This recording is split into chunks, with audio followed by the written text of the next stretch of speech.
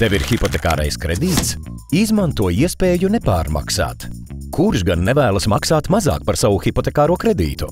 Parādīsim, kas tev ir jādara, lai saņemtu izdevīgāku piedāvājumu. Izmanto Latvijas Bankas naudas skolas digitālo rīku un salīdzini savu esošo kredīta likmi ar tām, kas piemērotas nesen izsniegtajiem kredītiem. Ja tava hipotekārā kredīta likme ir augstāka, sazinies ar savu aizdevēju par iespēju likmi samazināt. Ja tas neizdodas, apzini citu hipotekārā kredīta devēju piedāvājumus un izsaki vēlmi pārkreditēties. Konsultācijā ar potenciālo kredīta devēju noskaidro kredīta nosacījumus, procentu likmi, termiņus un izdevumus. Uzzini savu ieguvumu naudas skolas kalkulatorā. Piemēram, ja atlikusī hipotekārā kredīta summa ir 100 000 eiro un atmaksas termiņš 20 gadi, samazinot procentu likmi no 2,3 līdz 1,5%, ikmēneša maksājums būs aptuveni par 43 eiro mazāks. Ilgtermiņā tas ļaus ietaupīt līdz pat 10 000 eiro.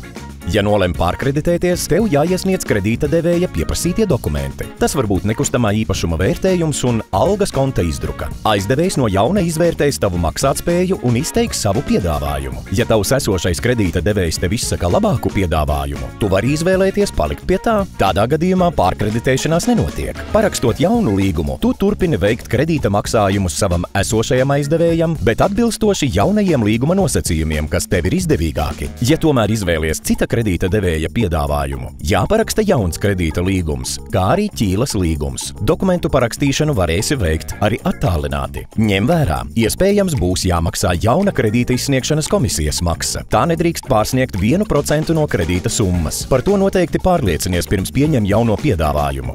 Ko vēl būtiski zināt? Ar ķīlas pārgrozīšanu saistītais dokuments – nostiprinājuma lūgums. Pirms iesniegšanas zemesgrāmatā tev ir jāparaksta notāra klātbūtnē. Ja nostiprinājuma lūgums ir parakstīts elektroniski, dokumentus zemesgrāmatā iesniegs pats notārs. Ja paraksti klātienē, tad dokumenti zemesgrāmatā jāiesniedz tev.